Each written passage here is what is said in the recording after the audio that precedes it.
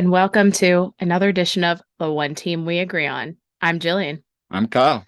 and we are back from Denver. We are. We literally got off the plane about an hour ago, and first thing we decided to do was record an all new episode. So on today's show, we are going to talk first and foremost about the Union's 2-1 victory over the Colorado Rapids, and then we'll do a little bit of trip review, and just talk about the fun time we had out there in Colorado. And then the Union have a busy week ahead of them. They do. Yeah, so we're gonna dive into that a little bit, talk about some things, and then maybe end the show. Maybe do a little fashion segment about the new warm-up top that was released today. Maybe a fun other notes. So before we get started, what are you wearing today? I am wearing a tank top I got at the stadium. White tank top here. That is a tie back, and I've had this for a few years, and it's pretty warm out today, much warmer than it was in Denver when we were there. Yeah. So, I mean, gorgeous day today. It is. Back here in PA. So, yeah, I decided to go with this. And what about you? I am wearing the Larimer dupe shirt that you can get at the brewery. It comes in dark and light blue, I believe. And just has their logo and it has a dupe on it. And it was a nice shirt just to wear on the flight home, and I didn't get a chance to change yet. So I definitely didn't wear this on the plane. I was wearing my black long sleeve Union shirt. What's the brand of that? The Wild Collective, I think, is the brand. It's all black with like the black logo and the thing down the sleeve. So they still currently have those in the team store, but it was a little warm for me to to still be wearing that. So it changed. So yeah, so we got a big episode here planned, lots to discuss. So strap in, and before we get started, make sure you follow us on Twitter at theoneteamweagreeon, and then on Facebook and Instagram at the One Team We Agree On, all one word. And then again, we are available on YouTube and on Spotify, Apple, and Google Podcasts. So make sure to follow along. We'd love to hear from you. So comment, let us know how we're doing. And if you like the show, give us a like on YouTube and subscribe. We love that. So we do. Let's talk first about the game on Saturday. Initial thoughts before we get into the actual game. Initial thoughts on the Dick's Sporting Goods Park. Well, it's kind of out in the middle of nowhere. Right. First of all. So that was different than, say, the Phillies game, which we'll talk about later, where that's right in the city. Small stadium, comparable to Subaru Park in terms of seating. Right. Definitely a different design, though, for that. And, what I liked was that, you could walk around the stadium and see the field pretty much the whole time. Yeah, no, there's no block views. I like that too. I mean, and it wasn't like with the river end where you can't walk through the river end because of the divide. Right. The locker rooms. You could actually walk the entire way around the stadium. And so, and even when you're getting food at the concourse or wherever, just sitting there walking around, you could see what was going on the field. Right. There were a bunch of people that they had tables up kind of right behind where we were sitting, kind of like how they do at the Phillies games, and I've seen it some other places too, where you can kind of be up top and have your food or whatever you're doing and still see the game up there. Yeah. So it's a little bit different atmosphere from that regard. Couple things I liked. First, I thought it was interesting that they had free parking. Like they have this huge lot. When you pull in, there's like a lot to the one side, it's kind of unpaved, and then there's the other side, which was a lot of fans parked on as well, and that was paved. And it was just like, because when we got there, it said supporters of the away team park in double B parking area, and we had a little map, and we parked there. And it was interesting because as big as that lot was, it wasn't really full when we got there. Now we got there pretty early, though. We got there almost 2 hours before game time. So I thought that was actually really nice. Yeah, that they have all free parking. All free parking. And the other area, I mean, around there, I would say one thing even though it was like, I think by the time we parked and we got up there and we kind of walked around, and I'll post some of the video, there wasn't a whole lot going on. Like, Not like how we have the plaza with the stuff. plaza, or even when we were at Red Bulls last week, they had all the little games, soccer games Right. going on, and just Little like festivities 3-on-3 and stuff. vendor. There really wasn't much going on, even that early in the game. People were just kind of waiting to get in or just walking around chatting. Um, we did see their supporters group have their tailgate. They had a live band. And it seemed like they were having a good time. So we were kind of just watching from afar with that, and then just checking out the outside of the plaza. I mean, it's pretty simplistic, and they had a little picnic area. Looked like for like events going on. It wasn't really busy, but some people taking their prom photos there. yeah, that was interesting. But yeah, not much going on there. And the other thing was they kept announcing it was superhero night or something like that. It was superhero night, and I did see some people dressed like superheroes, but they were also honoring like first responders, in the vein of being superheroes, which was cool. They had cool. Some people from various, first responder type organizations there. But outside of just like, I think there was like a first responder truck that people could. There wasn't. Right. There was like one little tent with a thing you could spin, wheel you could spin for prizes or something. But other than that, I didn't really see anything. It wasn't like when the union do like kids night. It's a big to do. Like when we have all the different stands there. And yeah, there just wasn't much there. So I felt like that was kind of a miss. But yeah, I thought the food selection was good. It was good. I mean, pretty much your standard stuff. Fare. I ended up getting chicken tenders and fries, and I had an IPA. I got a local IPA because I'm always out for the local stuff. So I mean, it was your standard stuff. They had biker gyms, which they also had at the Rockies Phillies game. But they didn't run out of sausage, which we'll get to later. Yeah, I mean, they had their hot dogs and sausages and stuff for that. Their specialty stuff.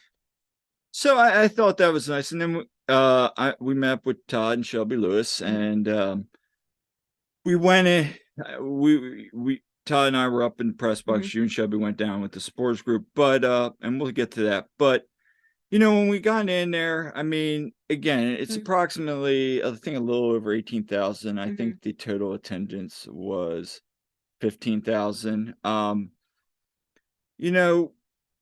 of the things I thought was interesting, and I was talking to another guy up there during the game, was they had that one area where the teams marched down at the beginning of the game. Yeah. So it's interesting, like the Union came on the left side, Colorado came on the right side when we were looking down the press box, and then they walked down those stairs. Yeah, so pitch. It's kind of like river end. Yeah.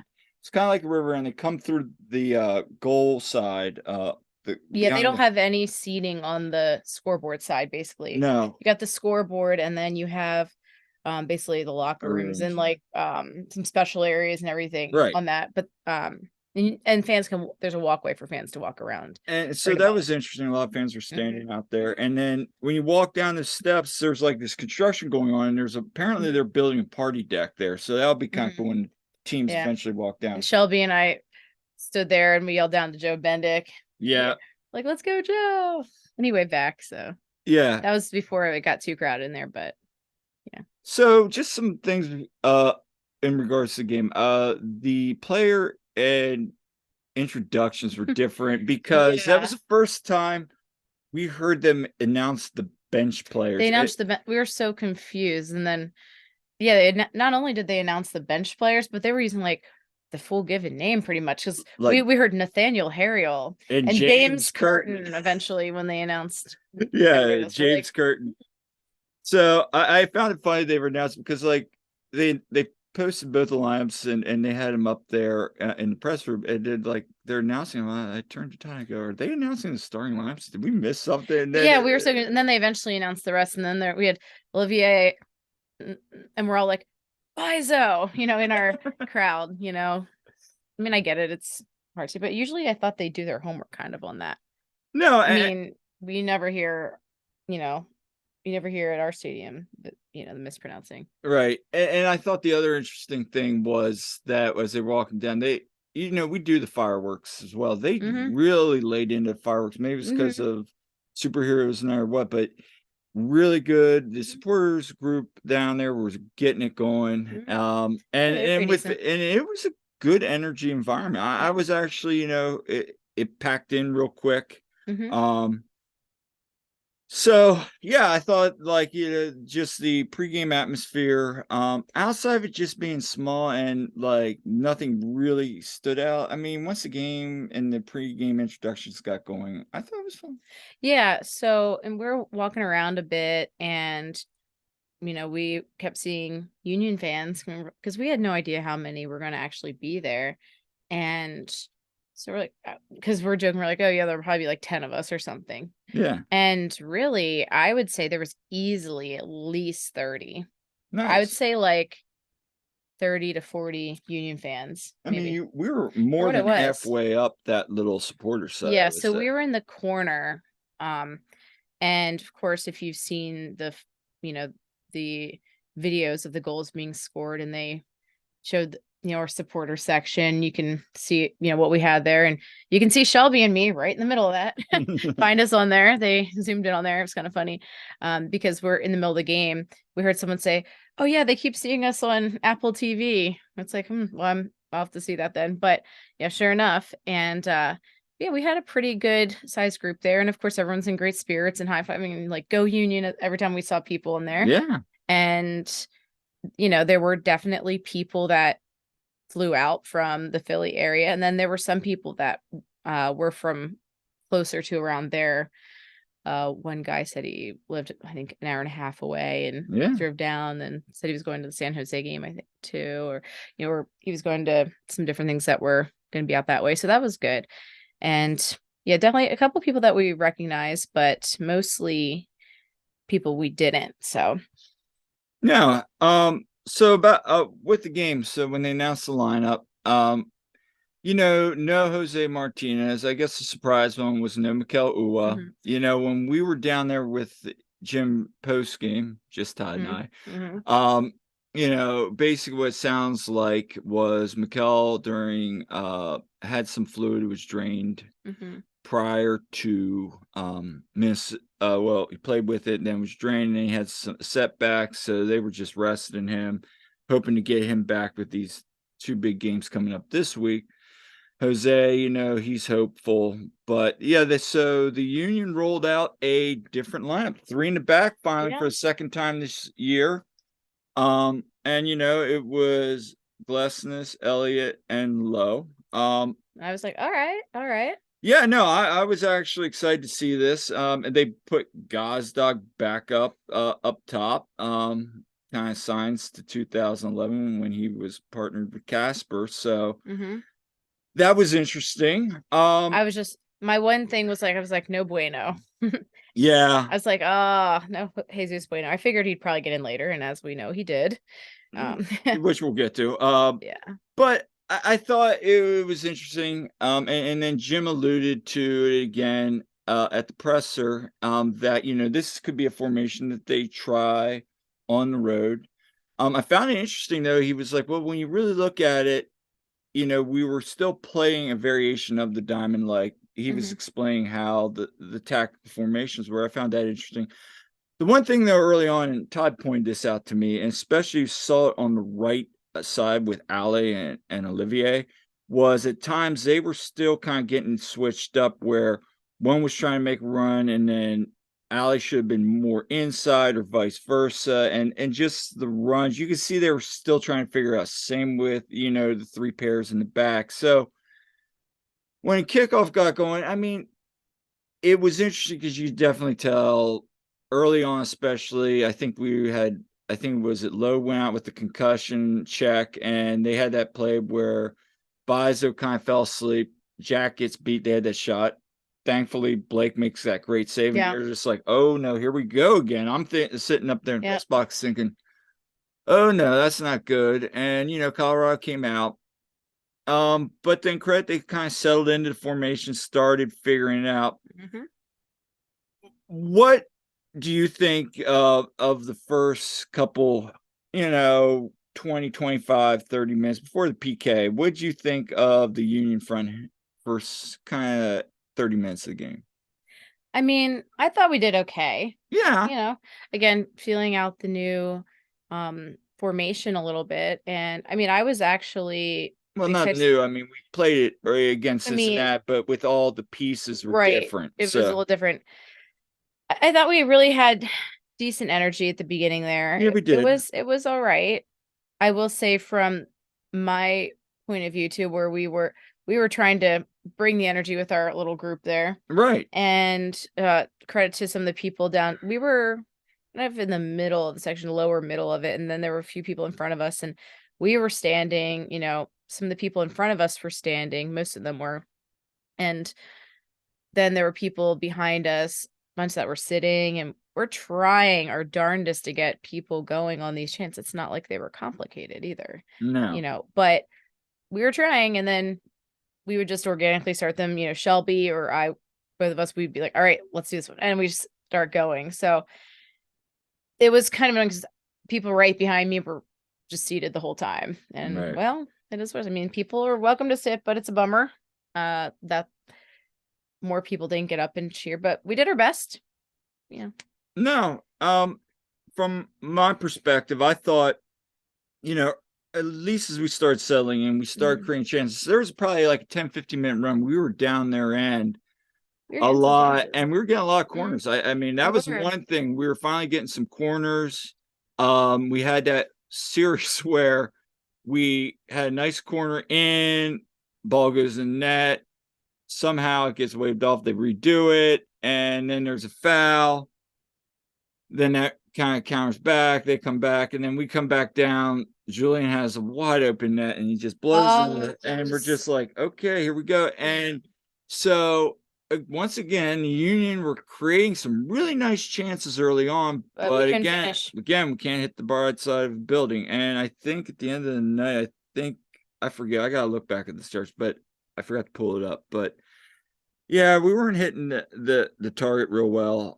That was one thing I did notice. We just weren't finishing. And then they come down the field. Again, another defensive breakdown. And here we go again.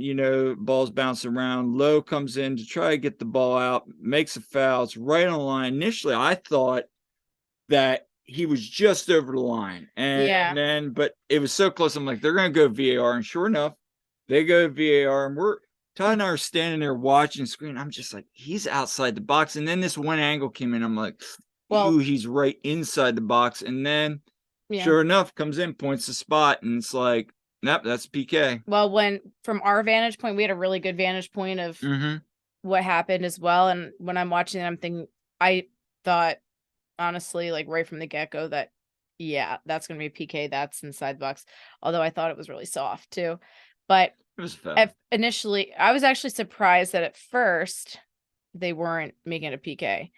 And then they're setting up for kicking right outside. And then some people are behind us were like, oh yeah, go to VAR, blah, blah. And the guys in front of us are like, no, we don't want it to go to VAR because they're probably going to call it PK. Yeah. And I'm like, exactly. And sure enough, that's what happened. So, and shout out to the guy in front of me too. I did not catch his name, but he was great. And he was holding up makeshift cards later on. Right. Yeah, when there should be a card given out and everything. But yeah, that was an unfortunate way to start, but thankfully the PK did not take us out of it.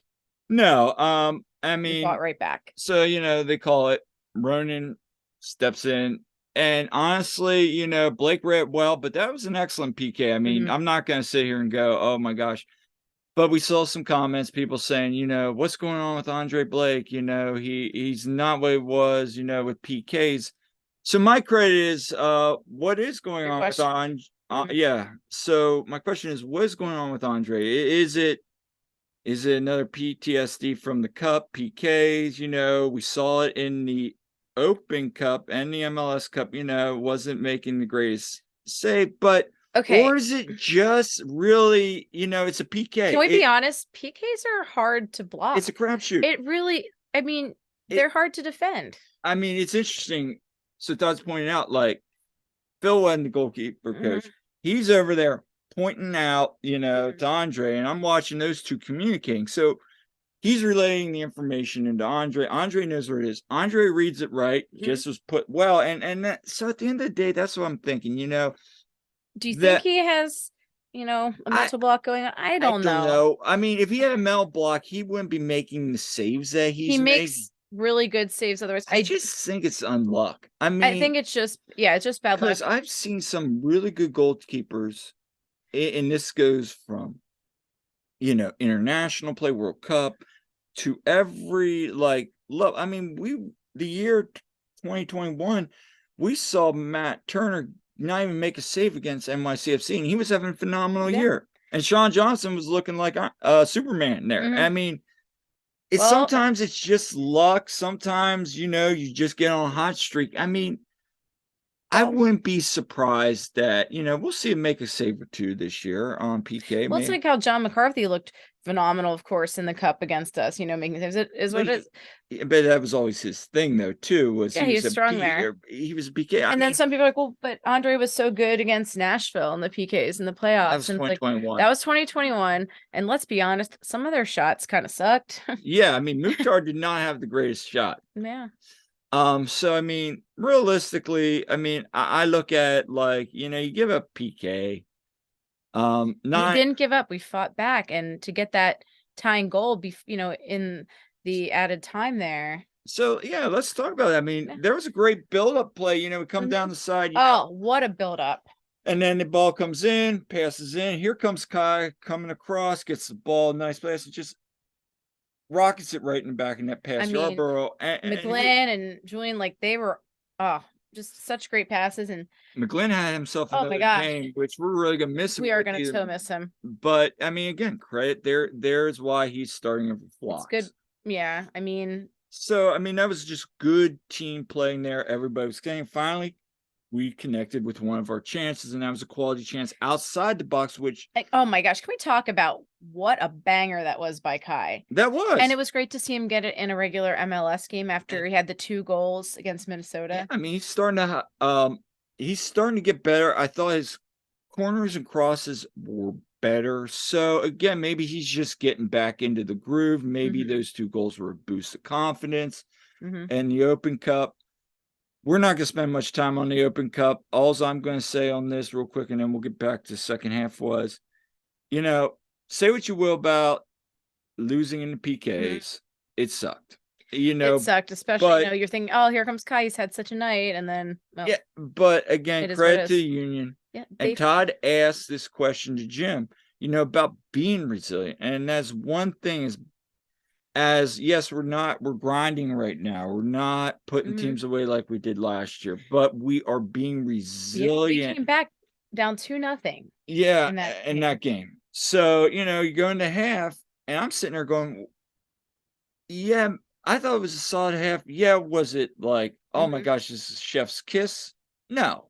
No, but I love that we tied it up before the half. I did too. Give us a little bit of momentum. We come out second half.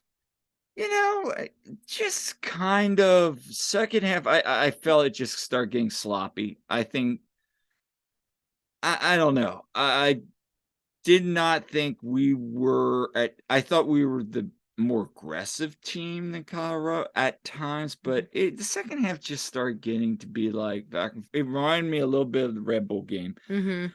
Just back and forth, not getting shots. Although it was kind of boring that second half. The first half we had more shots than we did in the entire game at Red Bull. So, I mean, I think the second half we came out. I thought we tightened up a little bit better defensively, although there was a couple times they had some big plays, especially that one there towards the end. But, again, nice ball. I think it was Jack started it. Bizo goes down the right side, crosses it. Nice ball right into Julian. Boom, puts it back in net. Of course, I'm holding my breath thinking, oh, they're going to call it offsides. That was when I looked at it, I was like, yeah, he's on. I thought he was on, but same time, how many times we've been called offsides. And I know. And we already had 2 called back, earlier in the game. So we're like, and then it's like, yes, it counts. And then they did go check real quick, and it was right. Yeah. I mean, I felt that there were times that second half where you could see Colorado was starting to, they're starting to make subs. I just felt like we were starting to play a little better. But again, we couldn't put the game away. I felt like at that point, the game should have really been like 3-1 us. And then you have that chance at the end, and Jimmy can comment on it.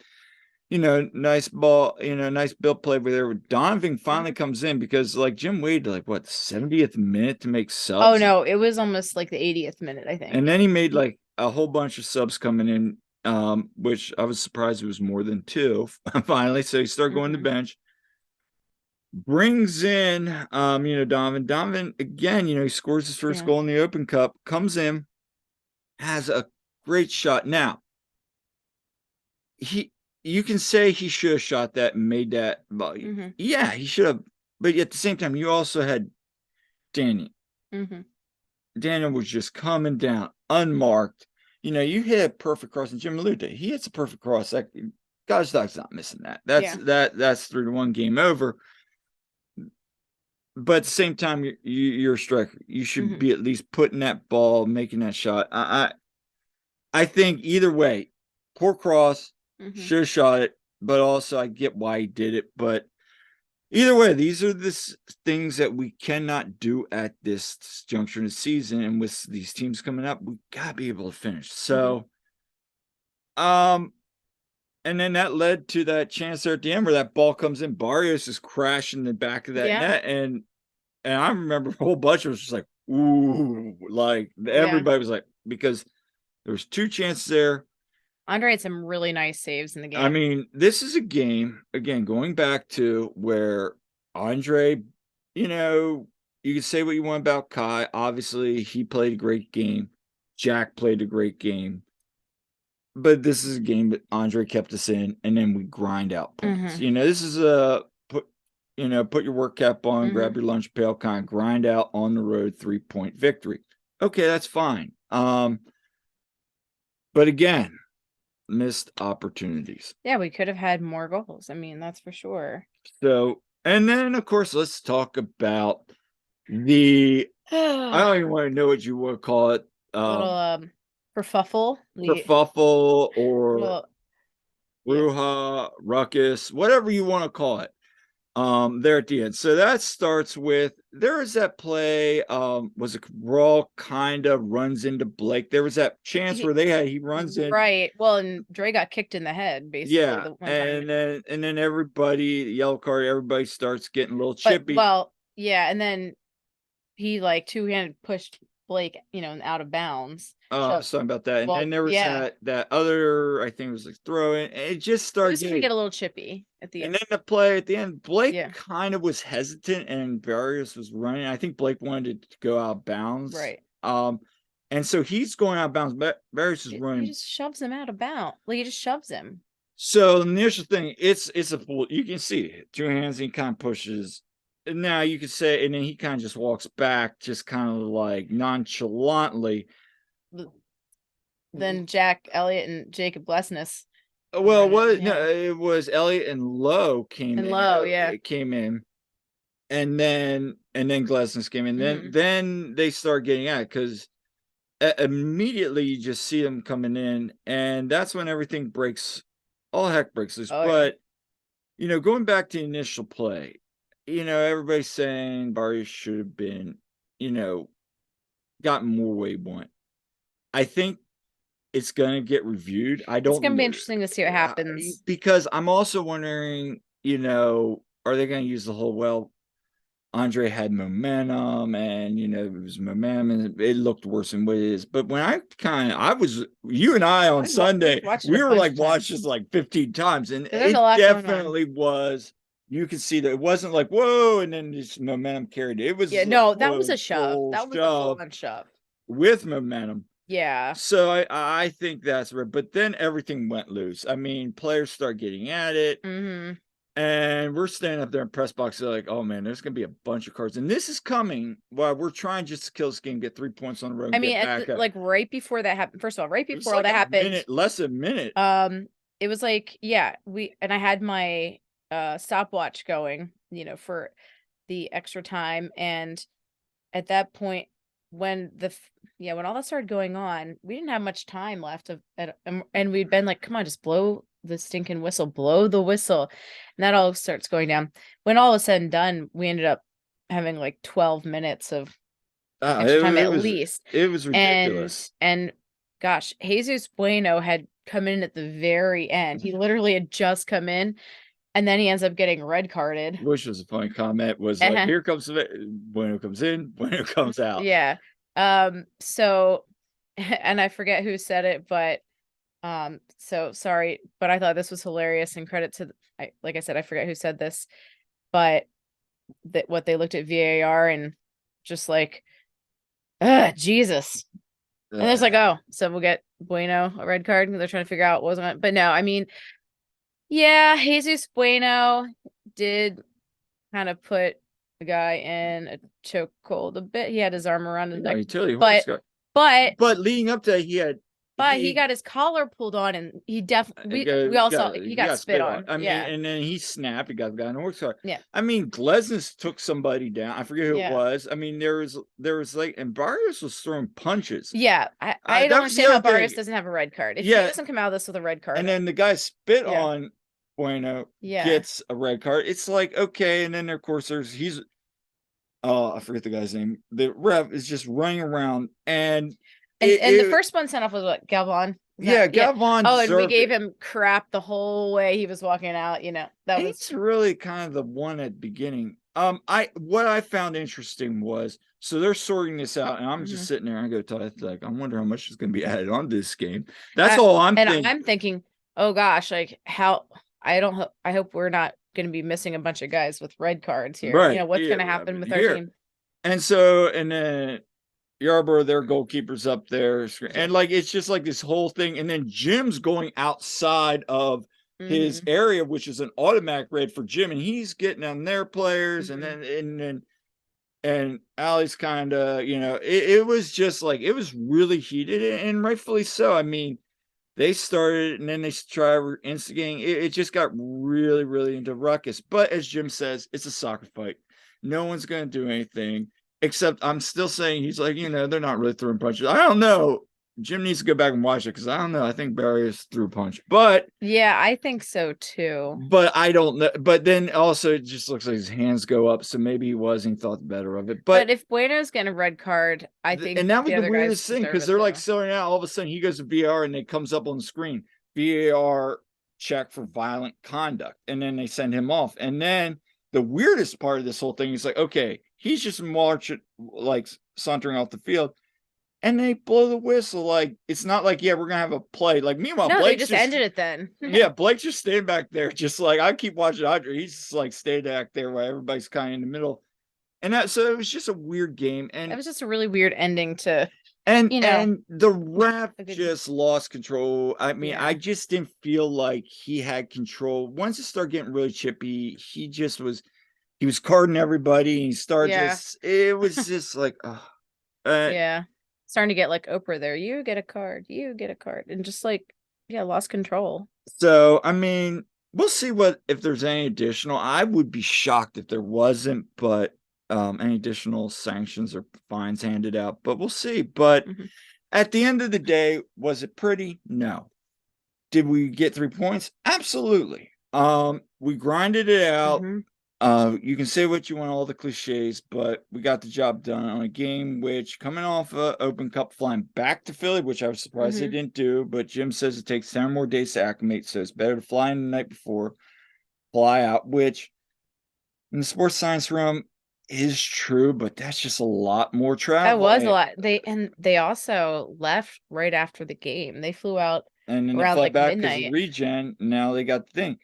Yeah. So at the end of the day, I thought it was a good game. It was the kind of games we need to grind out and win if we want to be up there towards the top of the table.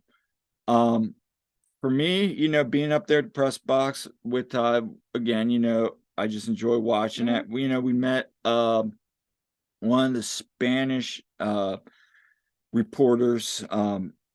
He covers them, and he's trying to do a lot up there with the Hispanic community up there in Denver, and his name was Jose, and we got to talk to him, and it was funny. We were talking about the Leagues Cup a lot, and learned how to pronounce one of our opponents now, and not. As we know, Kyle struggles with that a little Yeah, bit. so I asked him that, and he just gave us a lot of foundations about a lot of history about Club Tijuana and Querétaro, I think it is how you pronounce it. Probably botched it again, but Kyle didn't take Spanish class, so what I didn't either.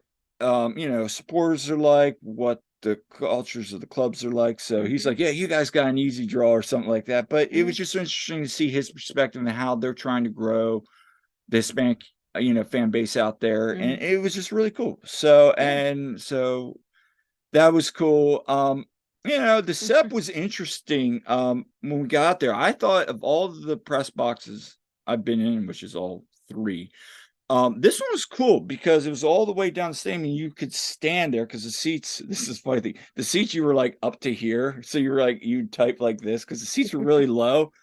But so we stood the whole time. And it was just cool because you could see the entire field. You're on top of it, which You were just over from where our supporter section was. So we kept looking down at you and Shelby. I was joking. I'm like, oh, they're looking down at us peasants down here. I made the joke to Todd. It was like, yeah, we're like the Muppet, the critics in the Muppet Show. Oh yeah, yeah. So, but no, it was fun as always to watch a game with Todd, and just Shelby and I had a great time. And so, what was the atmosphere like down there? I gotta ask, and I know it's coming. You know it's coming. Did anybody were you guys general admission? Pretty much. Okay, so when we got there, because we know away days, like the first 3 rows were kind of filled in, and most of the middle section was pretty empty, and there was a few people up top, and so first of all, I'm like, well, Shelby, you come down, you can sit with me because you can take Kyle's spot, and went down, and yeah, there was like the 2 spots really kind of because it was in the middle of the row that. And it was like bleacher seats. Right. Okay. So it wasn't even like actual seats, individual seats. And there was nobody in the row right behind where my assigned seats were. So I was like, oh, we'll just go in here. And then a couple people did come down and said, oh, we have such and such seats. And it's like, oh, it's all good. We're just kind of filling in. And if you really want, I'll go back to my other seats. They're like, no, it's all good. So no one seemed to really get upset about it, I guess. People just kind of filled in. Plus, to the right of us, there was a lot of empty space, a lot of seats. And then it seemed like we were near like the family friendly section, which if that's the case, that's a miss on their part. Why would you put Didn't you guys get yelled at for chanting sucks? Oh, well, okay, no, it wasn't for saying sucks. They didn't really care about that. It was more like they didn't want people sticking up the finger. They're like, oh yeah, you can turn your back, you can say sex, whatever. But yeah, no middle fingers in the air. This isn't Chester. That's what they said. They're like, this isn't Chester. Oh wow. And so we're like, fine, we'll keep it PG. And so we did not do a lot of the colorful language that you would normally hear in our stadium. So we substituted dupe in for other words. So that is kind of how we went with that. I think probably the most risque thing we said was the Andre Blake chant. He's big, he's green. That one. So yeah, that was how it went there. Again, probably about half the people were standing, half the people were sitting. At the beginning of the second half, like everybody was sitting. Yeah. And I think some people are just a little chilly or whatever. And of course, people, you need to know that you're going to stay warmer if you're standing up. We actually did try to, at one point, get Jump for Philadelphia going. And to some success, at least with a few of us there. We're just having a good time and trying to get people involved. But what was disappointing to me was even when we had a corner, one of the easiest chants we can do is the one we do on our set pieces, on our corners.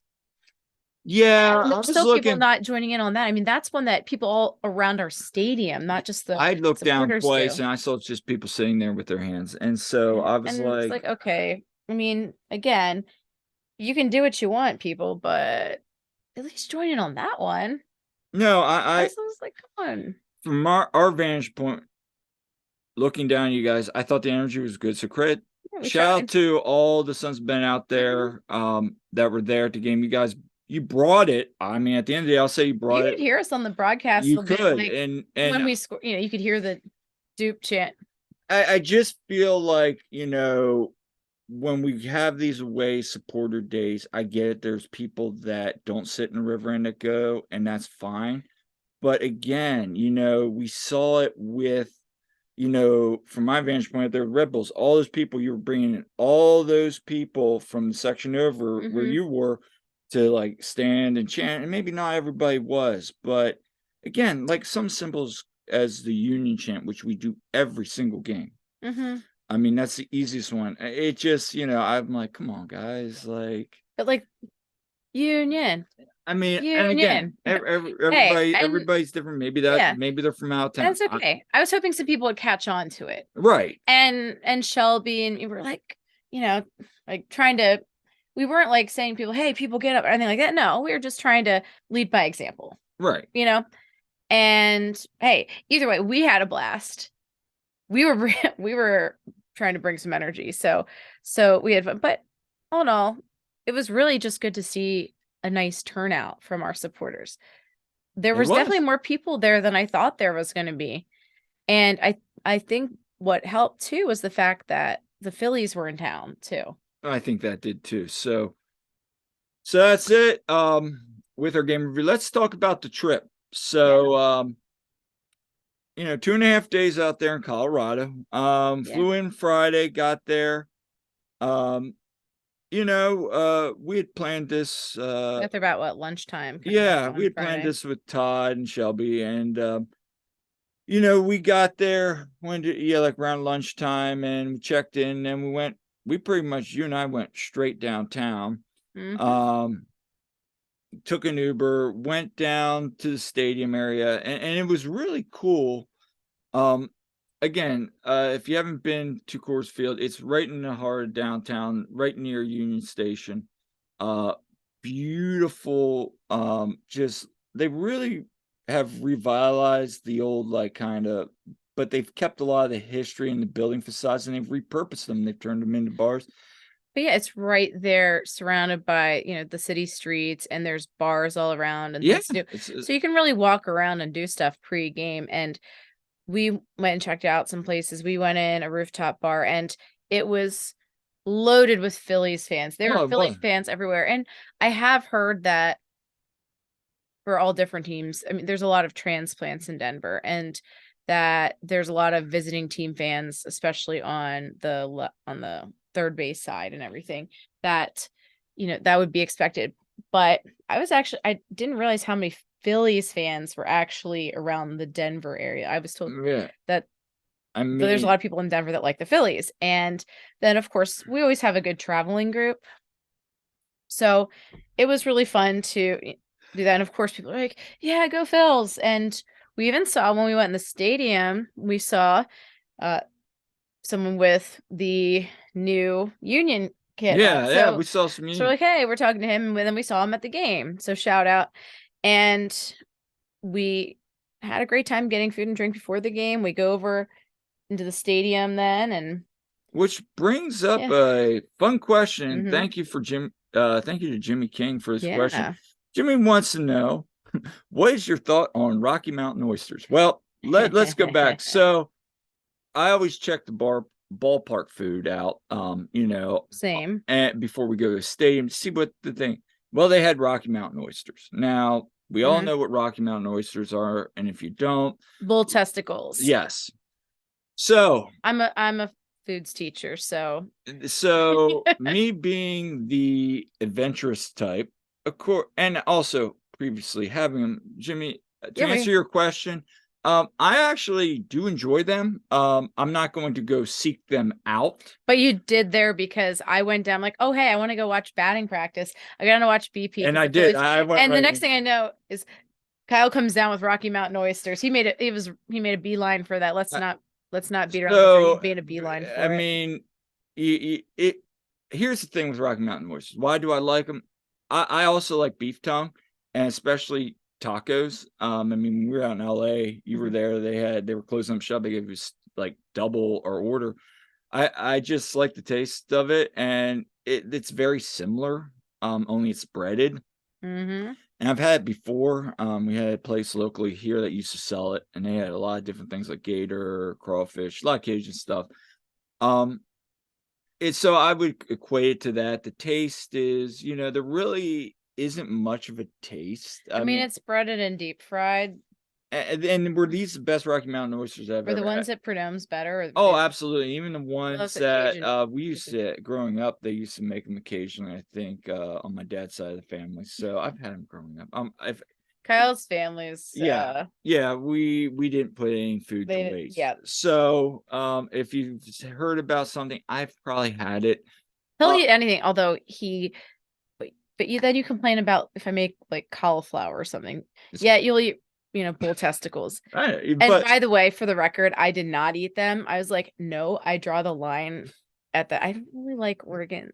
So yeah, No. to answer your question, Jimmy, yeah, I've had them. I mean, they're fine. Again, I'm not going to go seek them out. They're on the menu, and depending on how they're, maybe I'll try them. But if you haven't tried them, you can get away. You're adventurous. And you're adventurous, and you can get around what they really are. They're fine. I mean, they're good. I mean, personally, yeah. So yeah, so he had those while I was watching BP and being like, what is this lineup? And I was in my feels about the fact that Bryson Stott and Brandon Marsh weren't in the lineup, but yeah, I was watching BP, and then shout out to Caleb Tucker, who was the guy that we saw at both the Union game and the baseball game. So that was cool. And then we actually sat up in the 300 level, but like the first row and on the third base side. So that wasn't bad. And there's really good views. And a cool thing about Coors Field is up in the upper deck there, they have a row of purple seats, which is at the mile high mark. That's a really so cool that was pretty cool. And it's really a party atmosphere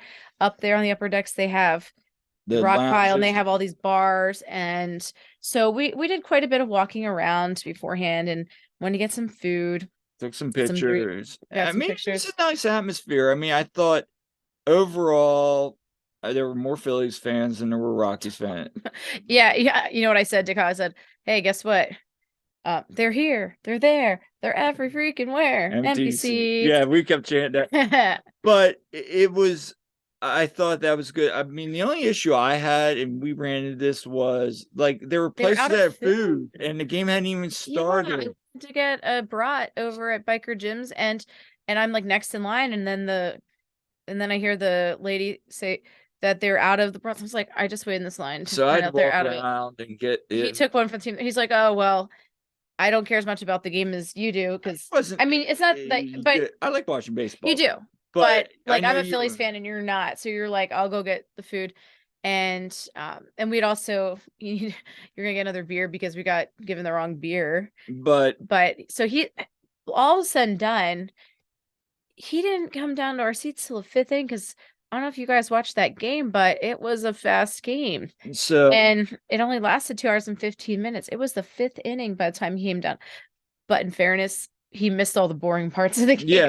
Yeah. We didn't do anything really till he got down there. So, I mean, Taijuan Walker actually pitched well. And Gomer from the Rockies pitched really well. And then we finally get a hit, and JT gets basically what should be a double, tries to stretch into a triple, gets out at third and jams his finger. Thankfully he's okay. But it was a very fast game until then finally Alec Boehm hits a homer, and then we had a Schwer bomb, which I prophesized. I was like, we could use a Schwer bomb right now, and then boom. And then Bryce, of course. So good to see Bryce in. So that was exciting. But yeah, every time the Phillies did stuff, it was loud with the Phillies fans. And it was like being at a home game, and it was awesome. And we're walking around, I'm like, I'm having so much fun here. This is great. To see another stadium, check another one off the list. We're going to get to check another one off in a couple weeks when we go to Citi Field for the NYC game. But, it was a good game. Phillies came off with a win. Yep. Yeah. And then afterwards we left, and we checked out more of downtown area. The thing I really like about the downtown, and I saw this at like LA, is they're repurposing all these old buildings and they turn them into these food halls. Like we went through that one that had like bars, and food marketplaces. There was tons of them around there. I know they're cropping up. I'm a huge fan of those because there's just a lot of variety. And so we went there, and then we ended up at an old building that had been turned into a brewery.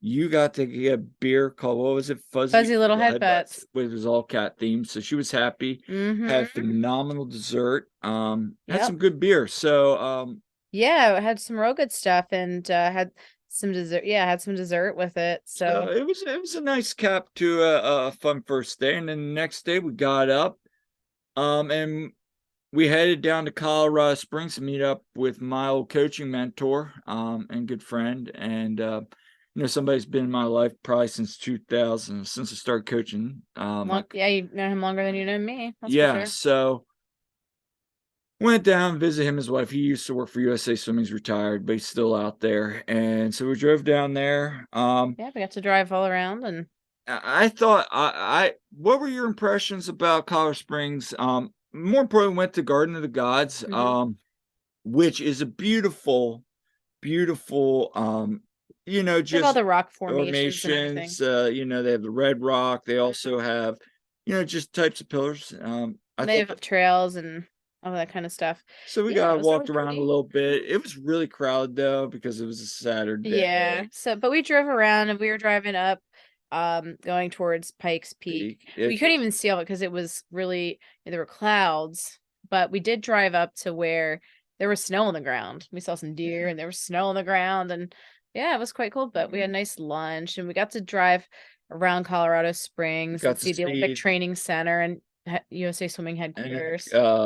The Colorado Springs Switchbacks, the USL team stadium, brand new stadium there for switchbacks. And you know, Colorado Springs is a cool little town. I'd like to go back sometime and check out and hang out there more because the downtown area looks like it has a lot to offer. But yeah, Pikes Peak area, I was there when I was real little, so it was cool to kind of finally go back now that I'm older and just see it again and see what it's for. That was our cat. And you know, I like that area as we got up higher in the elevation. You know, it was very, you know, rich and green because they've had rain recently. But yeah, it reminded me a lot of Vegas, except as you said, it's green. Yeah, a lot of rock formation. So overall, that was cool. And then we headed back and we decided to head to the stadium. And we've been talking with Todd, and he told us about the wildlife preserve. So the Rocky Mountain Arsenal preserve, and it's right, that area is like right next to the stadium, basically. So we said, okay, we're gonna go early. We're gonna go do that. And then we got there a little bit after 4, and they have a driving tour. So they have a podcast you can play that explains everything as you're going around. And unfortunately, because they'd had a lot of rain, some of the parts were closed off, so we were not able to do the whole loop of the driving. So we had to turn around. Then we went kind of the other way a bit. And then we went up on that. And we went up to Rattlesnake Hill. And it's really cool because you get to see the entire city of Denver and like great views. Just the whole surrounding area. We're the only ones up there, and just great views. And we saw lots of deer and we saw bison. There was lots of birds. So, you know, you can check her social media page because she posted silly _ Jilly, and of course, the One Team We Agree On. You can find me through there too. But yeah, there was a lot. It was really cool, and that was a nice way to set the tone for the evening there with that game. So, and then afterwards, you and I, after we left there, we went to another food marketplace and just kind of relaxed, and then yesterday we got up and we met up with Todd and Shelby, and we went up. They were heading up to Boulder, so we met them up there. We got to tour Boulder, Colorado, and then it's a lot different right up along the mountains there. So we saw University of Colorado, beautiful campus. The architecture's neat. They have a lot of nice stone masonry there. And it was dead because they just had graduation. So so it was pretty easy to go around. And the weather was really iffy. It was kind of cloudy. It was spritzing a little bit, a little foggy. So, but even so, the views were really nice. And again, I have all this stuff on my social media if you want to see. But Of course, I was like, oh, I really want to go walking around the Pearl Street Mall where they have shopping. That was a place that was recommended. Yeah. And if you've ever been to, say, like Burlington, Vermont, it really felt like that. But it's one of those streets that's, pedestrians only, and Yeah. they have shops all along it. I love those kind of things. I mean, we walked through that something like that in Santa Monica after the Cup too. Yeah. So I don't, I think that's the kind of thing that I'd like to see more of in Philly too, which would be cool. But uh definitely some cool shops, got some souvenirs. And then we met up with Todd and Shelby at Chautauqua Mountain. I think they have trails, and so yeah, we went hiking. We saw some Oh, great views of awesome Boulder. views. Like as we got up, it was interesting because you're getting up there. It's all like it was raining a little bit, and Mm-hmm. we got down, and you could see the sun shining on Yeah. Boulder. It was cold. It was kind of chilly and raining at times and wet. We had a great time We had a though. good time, though. It was a good workout. We were kind of huffing and puffing, And going a the little bit, elevation, going up a bit, but then got used to it, and it kind of got a little less steep. And we got to see some great views. We were in the woods. We crossing streams and getting a little muddy and seeing deer down the ways, and it was overall it was a spectacular great. views. It was worth it. Definitely check it out if you go out there. Yeah, like Boulder has some and then they had the Flatirons, which we didn't see. So like there's Yeah. I know Todd. Went up there. I'm sure he'll review it on his podcast. So check out the Free Kick because he'll definitely review it. And yeah, I really, if we go back there again, I want to go back to there, and do a little bit more because that was beautiful. Yeah, and I'd love to do some hiking around Garden of the Gods. There's some nice looking trails there, and yeah, there's a lot to do. And honestly, as I was saying, I was like, I really liked Colorado. It's a great place. It's a great place to visit. I mean, sure. And then afterwards, we head back and found more breweries. I mean, and we heard some flights. My favorite too, which was the first one? Oh, Spice Trade. That was so good. They had chai, stout. They had all these different things. They had some good food. The other one was Peak View. Yeah, I like that. That was really good too. They had some really good stuff, and they had some good pizza. And these places were not far from our hotel, so that was convenient. Those are probably my two favorite places. Yeah, they were great. But there were some other good ones that we had tried it the first day at the ballpark. So some good beer. So if you're a craft beer lover, definitely there's some good spots there. They have a lot of good spots for sure. So definitely, if that's your thing, definitely recommend.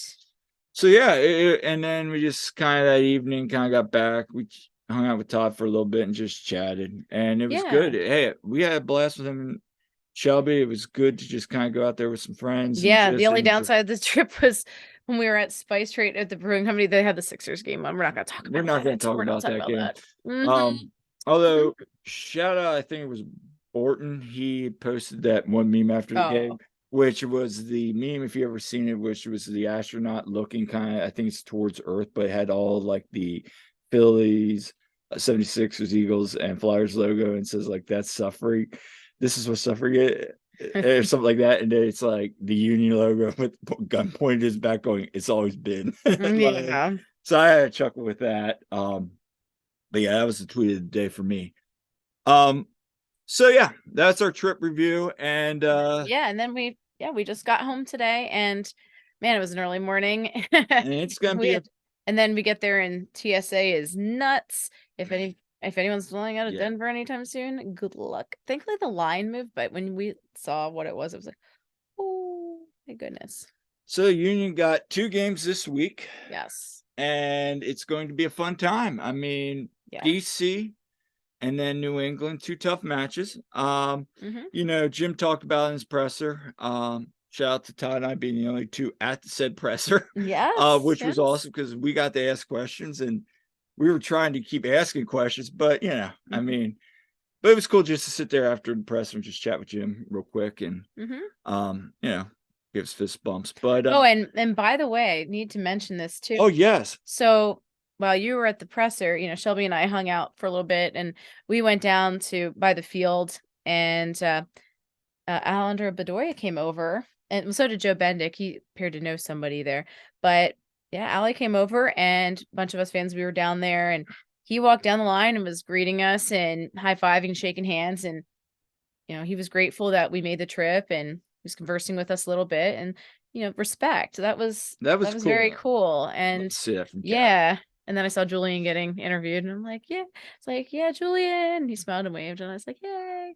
I was the only one down there at that point because I was waiting for this guy. So, but yeah, I thought that was really cool, Valerie. I mean, he's a good captain, and so yeah, I mean, I think when we look at the next games, we got Jim had said minimum 10 points over, starting with Toronto, ending with New England. We're already at 9, so at least if we can come away with 3 points in one of the 2 games, that's awesome. Obviously, you'd love to get points in both games, but they're set up in a good situation. I think for us this week, I'll be a couple things I'm curious on is how we're going to rotate.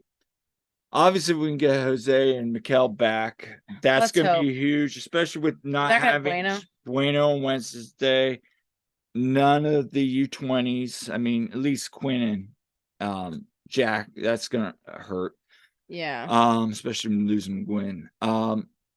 And then, I just think these are 2 good opportunities. I think DC, I think New England's definitely going to be the tougher of the 2, obviously. But, I think if we can get some points here, well, I'm looking forward to some good crowds, hopefully, Yeah.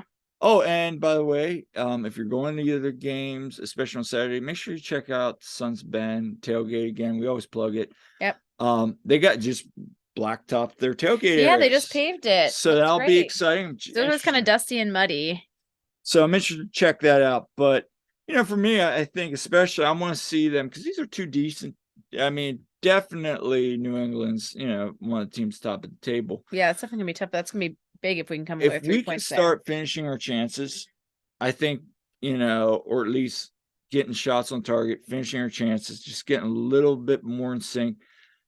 I'm going to be excited for that. So that's kind of what I'm looking for. Good. Yeah, I feel like we've been trending in the right direction a bit. We have. I mean, it's still kind of some bumps in the road, but we're getting there. So I think if we can come away with 2 points. But I was looking ahead, this week, then we're at New York City next week, and then we have 2 home games with Montreal. There's a lot of potential to make a little run here. For sure. We got to seize that. So if you can grab hold, we can get right back towards the top of the table and then head into June. I think that they're going to find themselves in a good spot. And, I just think if we get healthy, if, with Jose and them and Mikel, but I am curious to see what the rotations are going to be like. I mean, let's be honest. Do you see any Perea is my question. I don't know. I don't know what he needs to do. What is going on there? Same with Torres. I mean, what we got to do to get him. But if you're going on Saturday, definitely check out the Sons of Ben tailgate again. Yeah, we have an unofficial tailgate on Wednesday, if you remember, but we'll be at both. So come by. But yeah, I'm excited to see this good opportunity here. But for them, I mean, they just come back from Colorado and I got a double this weekend. Yep. So my question is, I know we're all bummed that we got knocked out of the CCL. I mean, but when you think about it, 2 semifinals in 3 years, that's pretty awesome. Let's just focus on the MLS now. We get knocked out, but we saw it. I think it was Kevin Kincaid and a whole bunch of other people. But the USL, yes, we all want to win and get that ghost because the CCL. No, I'm talking about the Open Cup. Oh yeah, the Open. Yeah. Everybody was bummed we got knocked out in the first round again. Yeah, it is. It's a shame. I think it's the it was the hope that killed us, right? And it was also because they came back and almost won. Then that's why I think why it was worse. And I think that's kind of especially for those who've been there since day one. It's kind of the cup that they've had opportunities in the past and couldn't cash in. So it's kind of. I think Billy said it right. It's like the ghost they're chasing. So I get that. I totally get that. Win everything we can. But I think when I look at it long term, I think with all that busy schedule, and Jim even kind of touched on it, that they can now settle down. They can be with their families a little bit more, maybe not as much traveling. Although June they're going to the West Coast, and July they're going to be out there for LA and San Jose. They can kind of settle down now and kind of just focus on I think that's a good thing. So be interested to see how they do that. But definitely hope to see you guys out there and 2 exciting matches coming up. And 2 last topics. And this is kind of a fun little Jillian mini fashion spot. I don't know if you guys, what's the show? It's two girls. MLS Fashion Goals. They touched on something Jillian had brought up, and you might have seen it on Fanatics, the underwear. Yeah, so they had posed the question about who has, what's some of the worst merch by Fanatics and everything for the stores. And they had posted the Nashville boxers or whatever that are pretty awful. They got lightning and stuff on them, and they're pretty awful. And then I posted the Union ones because they are god awful. I mean, and shout out to me, who initially, when you sent that to me, I was like, ooh, but now that somebody who I believe is an LA, it was an LAFC fan, and I thought it was hilarious. Actually had interacted on our podcast, they said the back of it looked like a maxi. The line was placed on it like it was a maxi pad on the butt. And now I cannot unsee that either, and it's awful. And it is bad. Oh, so bad. If you haven't checked it out, go check it out. I'm gonna have to get you this for your birthday, Kyle. Birthday's next month, so I think our anniversary present. Our anniversary's next month too. That'd be the worst present. Could you imagine? I don't even want to. So yeah, definitely check it out. You'll have a good chuckle. The other funny one was the Theo Almada t-shirt they were talking about. Yeah. So you guys got to check that one out. Go on. I don't want to promote that team, but it's worth looking. Just it was some World Cup thing, but the way it's done, it looks like a shirt that's a memorial shirt that you would see, like, because there's like light shining out from his face. It looks like a memorial, like it's odd. Like, whoever came up with that one, I have questions. Yeah, so shout out to MLS Fashion Goals, to those girls, because their podcast is entertaining. It is, and I appreciate that stuff. So and then the Union released their warm-up kit for just released today for the Pride top. So lots of discussion about this already. Where are you with it? So if you haven't checked it out,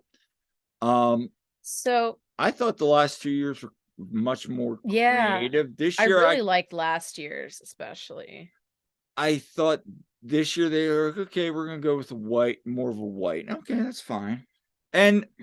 But I just feel like it leaves a lot to be desired. Everybody's gonna have their own choice on this. Yeah. It's not awful. And I think it was Jimmy that said best. He wants to see in person. That's kind of how I read it. But so initial thought, I'm like, okay, I don't hate it, but I don't love it.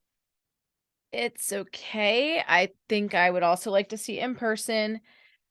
It's not like last year. When I saw last year's, I was like, ooh, I like that. My initial thought last year was like, I want that one. Yeah. And then I ended up not getting it. I ended up getting the Unity top, which is my lucky jersey, and I wear that. And of course, I wore that at Denver too, by the way. You're welcome. So yeah, I don't know. I kind of want to see it in person, I guess. I don't know. For me, we're here. It's getting kind of mixed reviews from people. Some people really love it. Some people are like, no way.